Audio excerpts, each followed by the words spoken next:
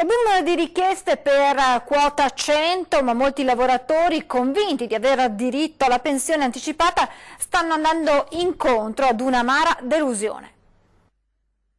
Sportelli della CGIL presi d'assalto da lavoratori ultra sessantenni che chiedono di andare in pensione con quota 100. In queste ore sta accadendo proprio l'invasione dei potenziali aventi diritto o comunque delle persone che hanno ascoltato i telegiornali, gli organi di stampa in queste ore e che ovviamente sono tutti quanti molto curiosi di capire se da una parte possono avere una risposta concreta, reale in ambito pensionistico. Ad alcuni, come dire, siamo costretti a dire che purtroppo non sarà così.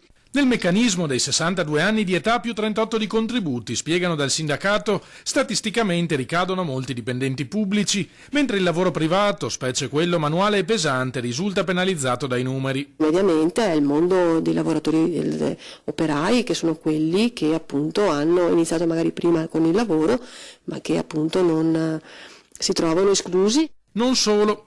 Anche chi ha raggiunto l'età giusta rischia di andare incontro alla brutta sorpresa una volta contattato lo sportello. Io magari ho 62 anni, per cui penso, se ho lavorato una vita, penso di poter andare in pensione, poi mi rendo conto che la mia stagionalità non mi permette di avere i 38 anni di contributi con cui andare in pensione. Pensiamo a tutto l'agroalimentare, pensiamo ad altri settori, commercio, che come dire, hanno una stagionalità e quindi i lavoratori e le lavoratrici non avranno questa possibilità. Quota 100, sostengono dalla CGIL, è dunque solo un palliativo. Serve una vera riforma delle pensioni che superi definitivamente la Fornero.